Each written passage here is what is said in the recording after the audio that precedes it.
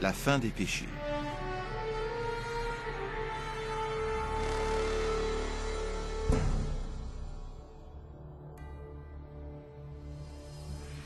Et je vis descendre du ciel, d'auprès de Dieu, la ville sainte, la nouvelle Jérusalem, préparée comme une épouse qui s'est parée pour son époux. Après ces 1000 années de sabbat au paradis, le Christ et les rachetés retournent sur terre avec la nouvelle Jérusalem. En s'approchant de la planète dévastée, Jésus ordonne aux âmes perdues de sortir de leur tombe poussiéreuse. Entendant ces mots, les laissés pour compte de toutes époques et de tout lieu se présentent devant Dieu. Ils sont sauvés en gardant leur corps de mortels. Alors que Jésus descend du ciel, ses pieds touchent le mont des Oliviers. Le mont est anéanti par un immense tremblement de terre qui le transforme en une vaste plaine. La nouvelle Jérusalem, la cité massive de Dieu, descend alors des cieux et ses fondations se posent sur la plaine que Jésus a préparée.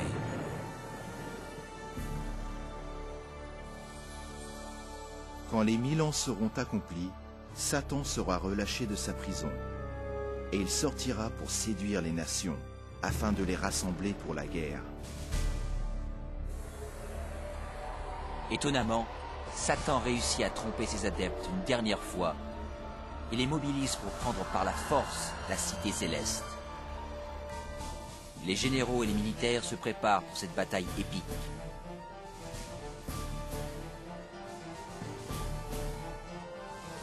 Les âmes perdues prouvent ainsi que leur cœur n'a pas changé.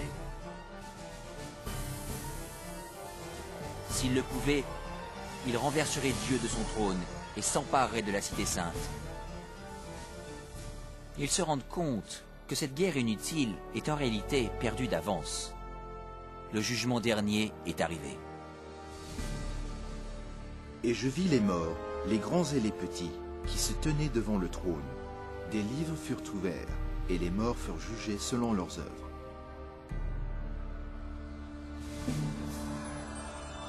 Le Seigneur apparaît alors sur son trône glorieux.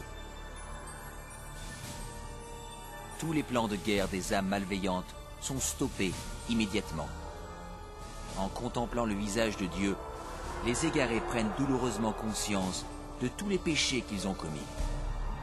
Ils se rappellent de chaque instant où ils ont tait leur conscience, où ils se sont éloignés des supplications du Saint-Esprit.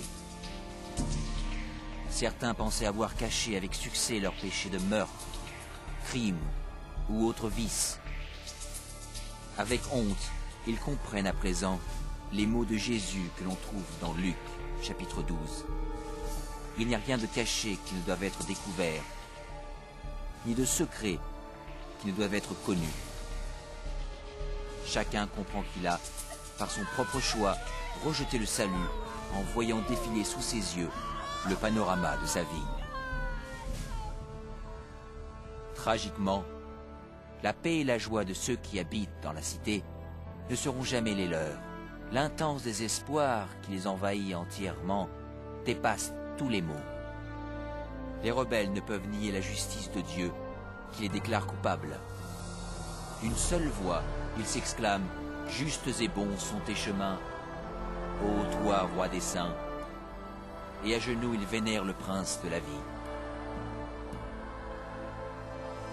Et ils montèrent sur la surface de la terre, et ils investirent le camp des saints et la ville bien-aimée. Mais un feu descendit du ciel et les dévora. Finalement, le temps est venu pour les égarés de faire face aux conséquences irréversibles de leurs actes. Sans avertissement, l'Apocalypse descend des cieux. La terre se rompt et le feu jaillit des cavernes. Alors que l'enfer engloutit les âmes perdues, les justes restent sains et saufs dans les portes de la nouvelle Jérusalem. Chaque pécheur est puni en fonction de ses actes. Ceux ayant peu péché sont rapidement détruits, alors que ceux étant coupables de crimes contre l'humanité souffrent plus longtemps. Et Satan, l'instigateur de tous les péchés, est destiné à souffrir encore plus. Pour Dieu, la punition des égarés est vraiment douloureuse. mais c'est sa justice qui le requiert. La peine pour le péché est la mort. Sur la croix, Jésus a souffert de cette punition au nom de tous ceux qui accepteraient son sacrifice. Mais les égarés ont rejeté cette offrande et doivent maintenant payer eux-mêmes l'horrible prix du péché.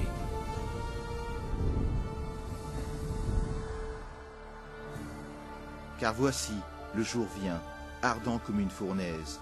Tous les hautains et tous les méchants seront comme du chaume. Mais pour vous qui craignez mon nom, car ils seront comme de la cendre sous la plante de vos pieds.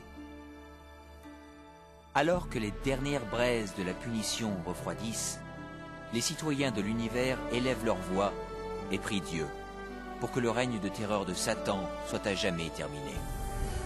La paix de l'univers est en sécurité. Dieu porte désormais son attention sur la création d'un nouvel Éden et d'une nouvelle terre.